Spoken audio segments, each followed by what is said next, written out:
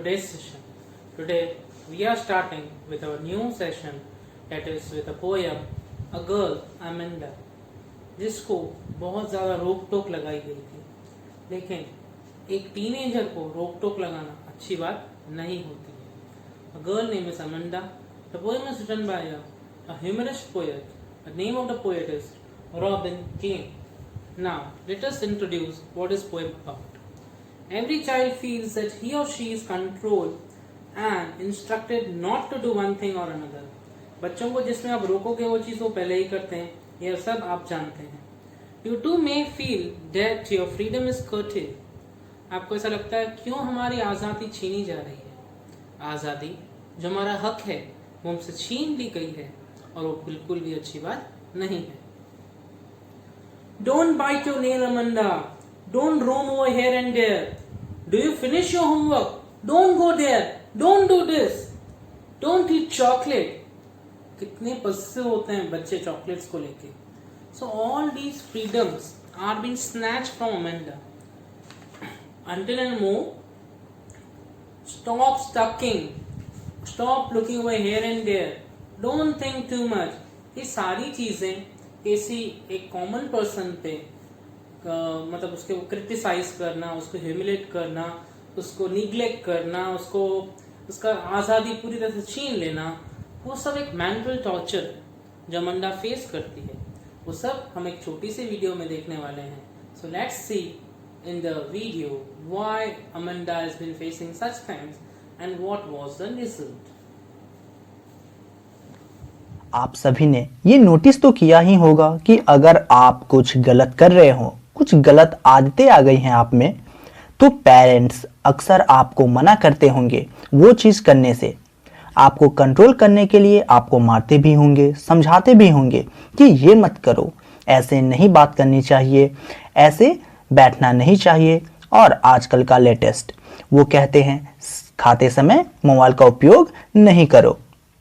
तो आज की पोयम एक छोटी सी लड़की अमांडा के बारे में है. इसे बिल्कुल भी पसंद नहीं इसके पेरेंट्स इसे कुछ भी कहे, कुछ भी करने से रोके.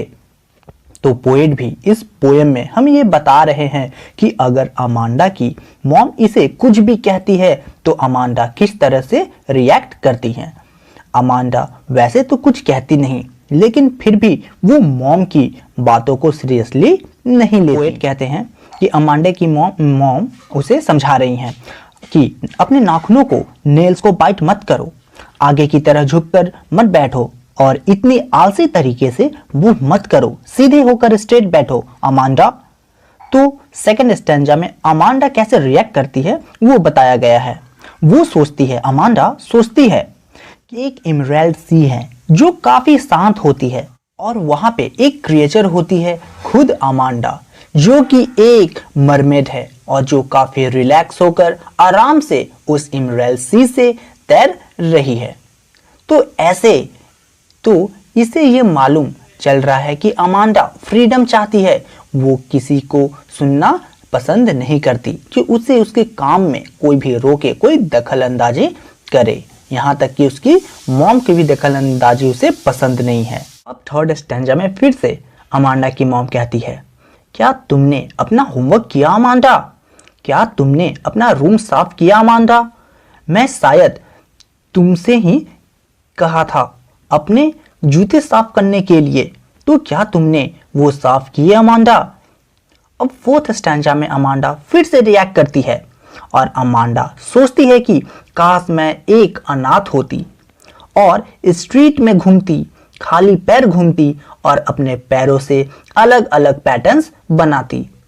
अमांडा बस ये चाहती है कि उसकी मॉम चुप हो जाए, क्योंकि अमांडा का ये मानना था कि साइलेंस इज गोल्डन, यानी जो शांति है वो काफी कीमती है और आजादी काफी स्वीट होती है.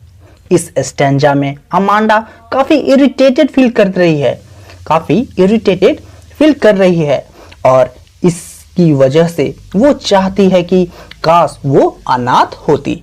अब फिफ्थ स्टैंजा में अमांडा की मॉम फिर से अमांडा से कहती है, चॉकलेट मत खाओ अमांडा, क्या तुम्हें याद नहीं कि पिंपल्स आ जाते हैं? और जब मैं तुमसे बात कर रही हूं तो मेरी तरफ देखो अमांडा, ऐसे मत दिखाओ कि तुम कुछ सुन ही नहीं रही हो। अब 6th स्टैंजा में अमांडा फिर से रिएक्ट करती है और कहती है, आई एम रपुंजल। रपुंजल एक फेरी कैरेक्टर है जिसे एक जादूगरनी ने पकड़ लिया था और अपने महल में उसे कैद करके रख लिया था। और जब भी रपुंजल अपने गोल्डन हेयर को बाहर नीचे की तरफ करती थी तो उसकी मदद से वो जादूगरनी वापस से उस घर में आ पाती थी। तो अमांडा अपने आप को वही फेरी समझती है, रपुंजल समझती है और कहती है, मुझे किसी की चिंता नहीं है। काश मुझे एक जादूगरनी उठा के अपने घर में बंद कर ले, क्योंकि वहां पे कोई भी नहीं होगा, कोई भी डिस्टर्ब करने वाला नहीं होगा। अमांडा कहती है कि वो अपने ब्राइट हेयर को कभी नीचे नहीं करेगी, जिसके सहारे उस जादूगरनी की जैसी उसकी मॉम उसके ब्राइट हेयर के सहारे उस तक आ पाए। Amanda want to be alone. अब 7th स्टैंजा में फिर से अमांडा की मॉम कहती है कि अमांडा आपसे ठोना बंद करो, वरना लोगों को लगेगा कि मैं तुम्हें गुस्सा कर रही हूं तुम पे। यानी कि अमांडा की मॉम बस समझा रही है अमांडा को, गुस्सा नहीं कर रही है अमांडा पे। और कहती है, मेरी बातों से गुस्सा मत करो, इग्नोर मत करो, मेरी बातों को समझो, पॉजिटिवली सोचो। तो स्टूडेंट, जब भी आगे से आपकी मॉम या आपके डैड आपको कुछ भी कहे तो उस बात को आप पॉजिटिवली सोचिएगा। ये मत सोचिएगा कि वो आप पे गुस्सा कर रहे हैं, क्योंकि वो आपके भले के लिए ही कुछ कहते हैं। Yes, student. So, I hope you have been understood from the video about the poem, how Amanda was facing such troubles, how Amanda was been feeling from inner side.